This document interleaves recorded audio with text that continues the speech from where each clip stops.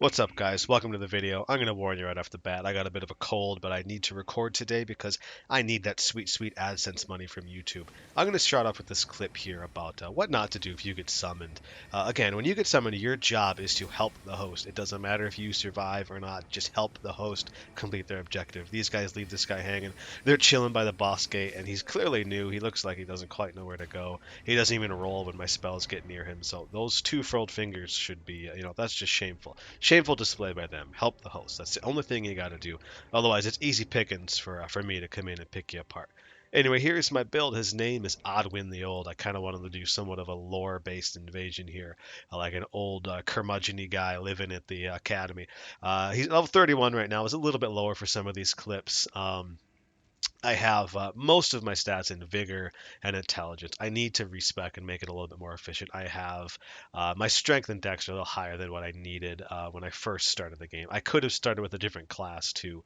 That would have been a little bit more efficient, but I went here with the astrologer, which is working out pretty okay. I could have been more efficient, but I can just respec. So I'm using just a magic straight sword for most of the clips in this video, which does okay damage. Not great. I'm planning on replacing that with a better drop here, but the Demi-Human Queen's staff is going to get me some points. The scale armor is one of my favorites in the game. It's just, I think, aesthetically beautiful.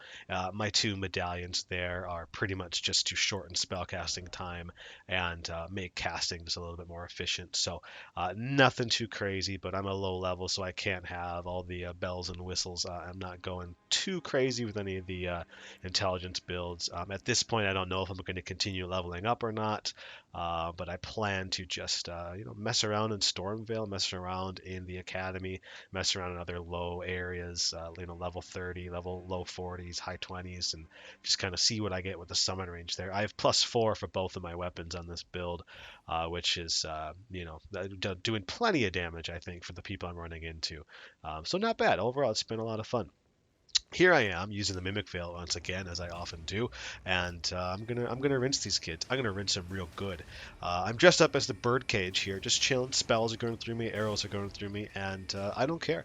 I'm gonna mess these guys up. You'll notice the host is playing Legolas there. Unfortunately for him, he's Legolas from those god awful Hobbit movies instead of the original trilogy of Lord of the Rings. So it's not gonna work out for him. I'm just biding my time. I am happy to be patient when I get an invasion, I will totally wait for you to make a fool of yourself and then take advantage.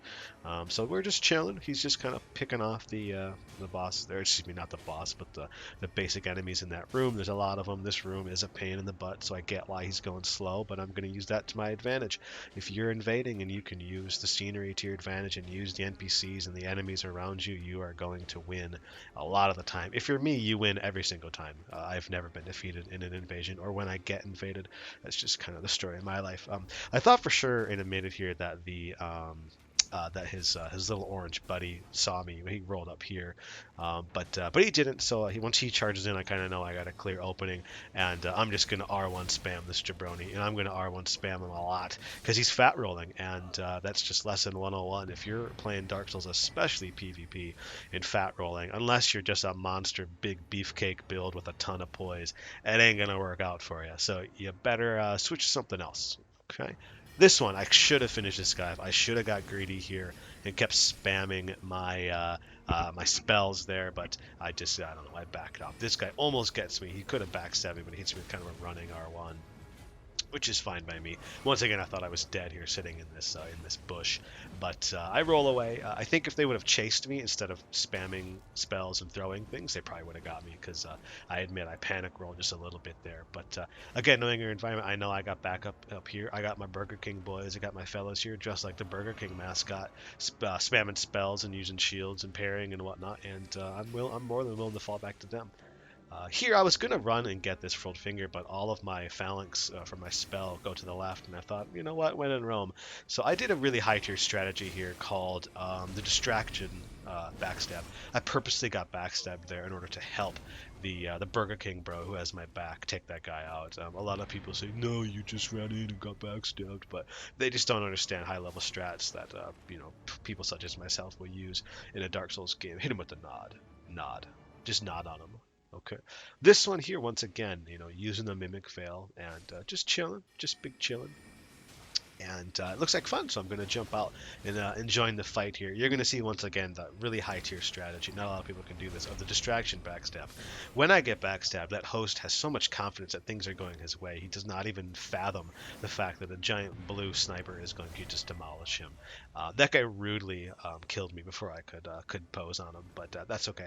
Again, the distraction backstab is a high level strat. I think you should incorporate it into your build at your earliest convenience. I almost get this guy right off the bat with just kind of spamming my magic at him, and then he heals. But I was lucky enough to get off a nice falling R2 and dunk on him right there.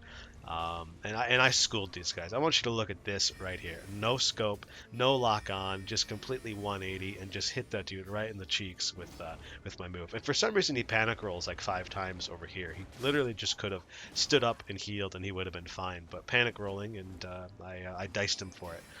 Put on the phalanx here. It doesn't work out if you fight anybody worth their weight in PvP. That you can usually avoid it, but it's kind of a nice deterrent because some people will get scared of it and not charge you.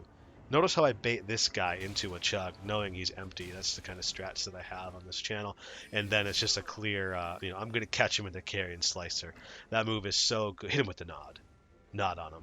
That move is really good for catching people rolling, catching people jumping, catching them from a distance as they're running away. I love the carrion slicer. Please don't nerf it from Soft. Miyazaki-san, I love you. These guys here, I'm going to test them. I want to see if they know who really runs this castle and if they know what to look out for. So I'm purposely going to get caught in the middle of my Mimic Veil here as a test. Like I said, very calculated to kind of bait him into this area. And this orange guy, just, he's got a little too aggressive there. He got his guard broke by 9,000 people shooting blue spells at him, and he learned a valuable lesson. You got to kind of back away sometimes. So I'm going to just finish up his friend. It's me and the host, which is a win-win every single time.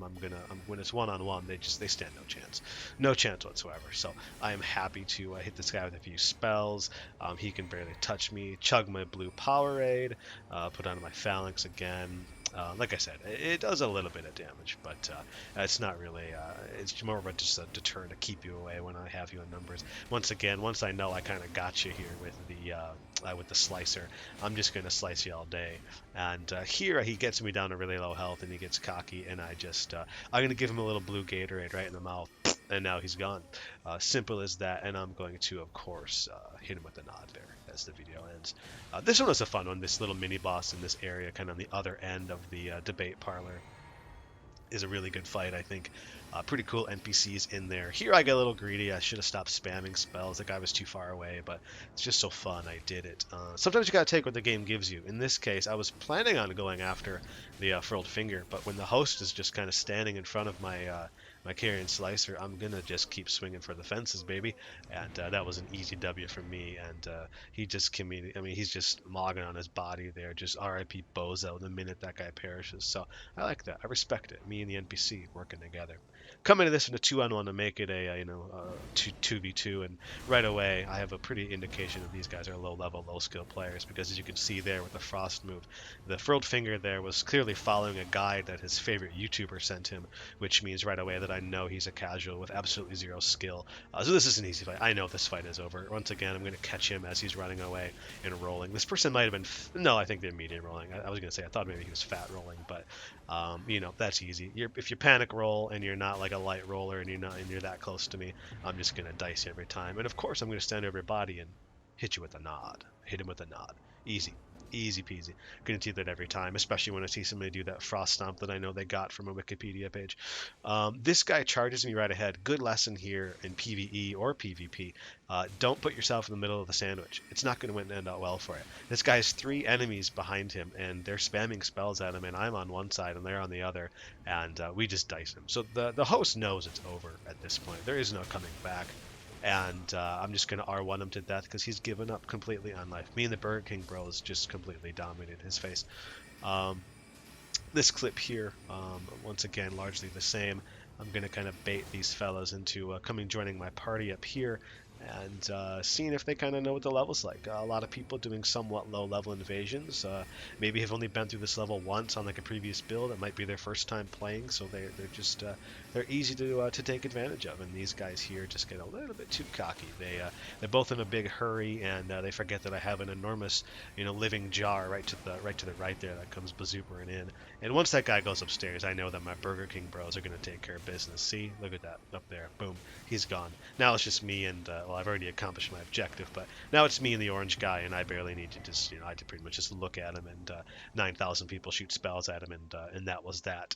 So pretty fun time. Like I said, you gotta know your environment. If you know your level and you're the master of your level, such as I am, it's pretty easy. It's pretty easy. That's why I'm undefeated when I invade.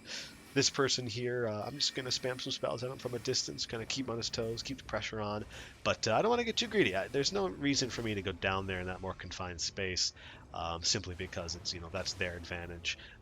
That guy's using some sort of frostbite spell. Again, probably is strictly following a guide. And I'm going to just let him come on up here. Come on up, buddy. I'm in no hurry here. I'll help you. The boss is over here. Gravity Well is really fun to use. You can knock guys off ledges or kind of put him in the middle of enemies like I did there. And these guys, again, kind of get sandwiched like we talked about with the earlier clip. Bad idea to sandwich yourself. So as this guy's kind of panic rolling around with low health, he's easy pickups here. He's trying to take care of the PvE for his buddy. I like his strategy. He's trying to help the host, but at that point it's just too little too late because I'm in the game and I have the Carrion Slicer and this is my academy and school is in session and the professor is going to welcomely warm you to the class. Here we go. Warmly welcome you. Jeez, I can't even talk today. One more clip because I think it's important of when you get invaded, don't make it hard on yourself. Don't rush into a situation. This area here is one of the most difficult, I think, in the base game. Maybe not difficult. It's just weird and frustrating because there's like a ton of spellcasters that kind of sandwich you in here, and they kind of do the old pincer move on you. And if they're going to come up here and get me, they both need to come, and they pretty much got to sell out to get me. And hopefully they can avoid some of these spells. But this guy comes up with his dual katanas. He almost gets me until I remembered I wasn't a pleb, and that wouldn't work on me. And I take them down pretty quick. But I pretty much didn't even need to do anything with this entire invasion. These guys were so gung-ho to run up to me 1v1 at once at a time, and that just wasn't going to work. These guys are running away. They're in a big hurry. And like I said, sometimes this game just gives you a gift. And sometimes that gift is a giant ball that rolls down a hill that is pretty easily avoidable if you aren't a complete pleb. Unfortunately for that gentleman up top there, it did not work out, and he got squished. He got squished real good. Anyway, guys, that's the video. I apologize for the sniffling and the coughing and the weird voice. Please send me $6,000 if you liked the video, and so I can get some money. Thank you.